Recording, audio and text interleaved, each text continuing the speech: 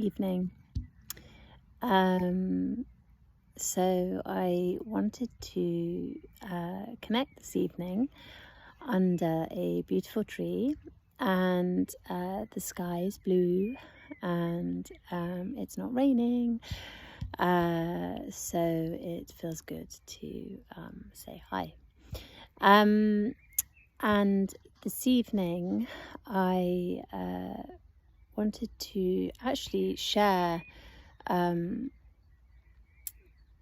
the power of, the power of the mind, and how it really can stop us from moving forward in our choices and our heart's desires. And I found a video of myself talking, introducing what I had hoped to start 3 years ago, or maybe 4 years ago now, called Daily Love. And the whole conversation was about replacing fear with love, and not allowing fear to get in the way. Fear of judgment, fear of failing, fear of fear of all sorts, and because it can stop us from venturing forward. And in the talk I said that I'd started things many times before and never continued them. And what made me chuckle was I didn't continue with Daily Love, because actually I think lockdown was a bit later, so it could have even been 5 years ago. And I thought, gosh, I started and I didn't pursue it because previous conditioning or old belief patterns got in the way and stopped me from sharing what I hope might help others, because it's helped me.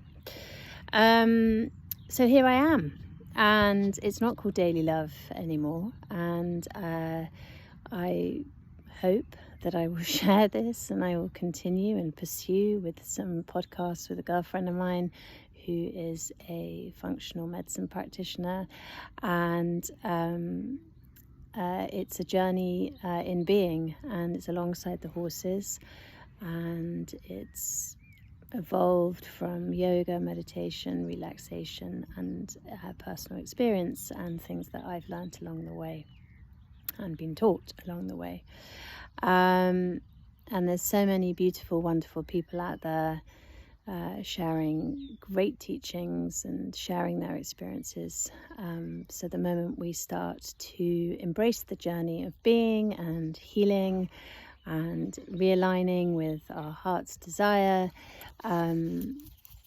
we come across some fabulous people. Not that we don't already, but we come across some but we find a new tribe, a different tribe. So this evening, knowing the power of the mind and recognizing that the mind is a creative energy force, and we've allowed the mind to take control of us because of its conditioning.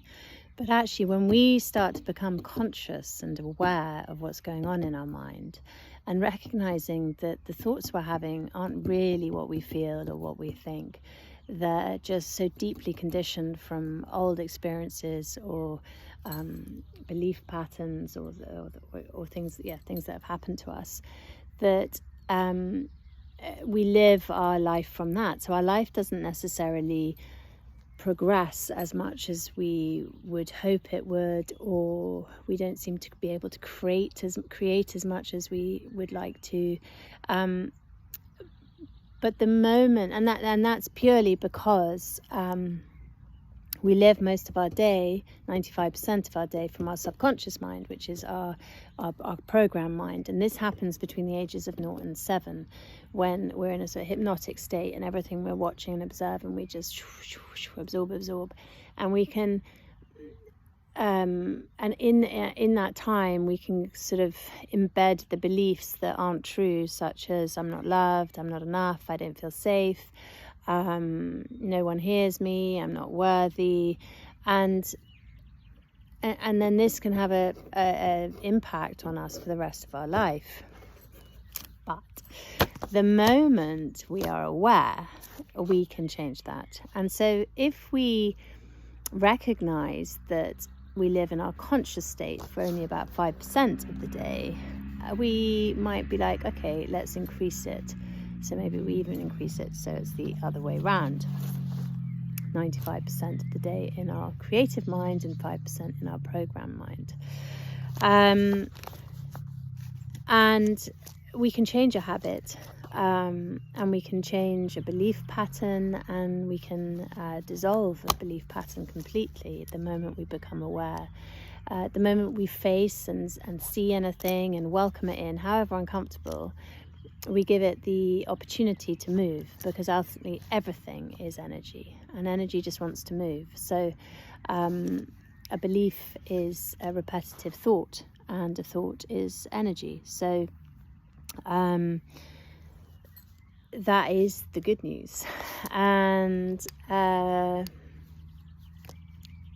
so I guess what I'm trying to say is, if you feel yourself stuck, or you feel yourself in a space of being in victim mode, or you feel you're stuck in a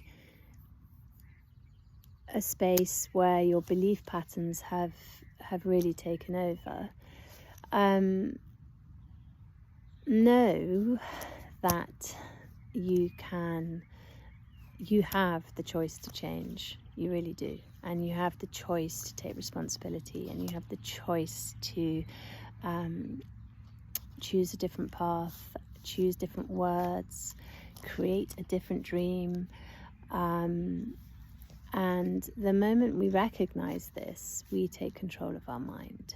So, and it's not really about control, actually. I don't really like that word too much. It's really about seeing the mind as our friend, and using it doesn't sound very good, does it? But working with it to create the world we want to see and live in. And that, my friends, is completely possible.